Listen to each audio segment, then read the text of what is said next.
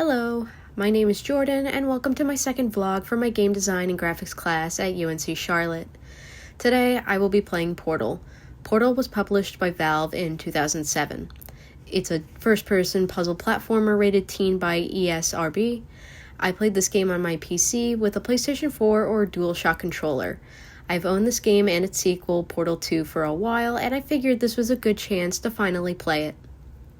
At the start of the game, you wake up in a relaxation chamber that allows the player to get used to the basic movements of the game, such as moving around,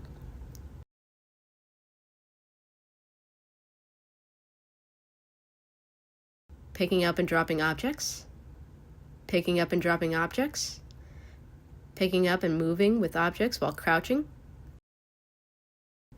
dropping objects, and picking up and dropping objects. The primary mechanic of the game is the use of portals, surfaces that the player and objects can move through and be transported through to the other surface at the end of the portal. You can move in and out of either end of the portal.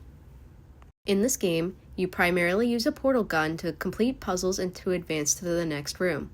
The portal gun creates black holes that only work on flat surfaces and is used to allow the player or objects to go between surfaces.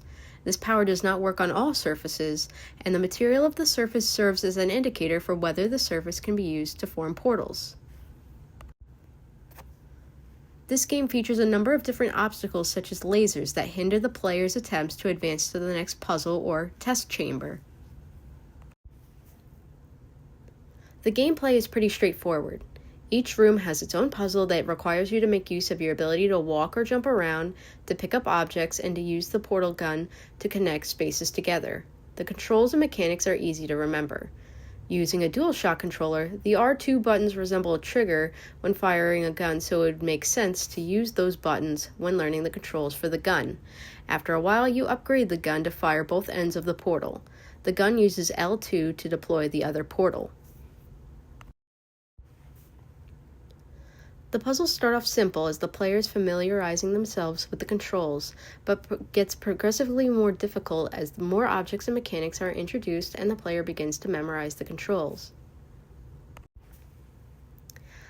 By keeping the audio track minimalist, I believe it works to the game's advantage. The background noise is more of an unsettling ambiance, with the sound of electrical parts whirring or buzzing in the background. The sound effects are quick but well done, as the audio could potentially distract the player if it was too loud. The dialogue in the beginning cuts to the chase, sounding very direct and technical. As the game goes on, the robot shows more personality, but her speaking mannerisms are cut and dry, which makes some of her line deliveries funnier and unsettling. Overall, I found the physics of the game to be a very interesting mechanic, and I look forward to playing through the rest of the game at a later date. See you next time, and thank you for watching.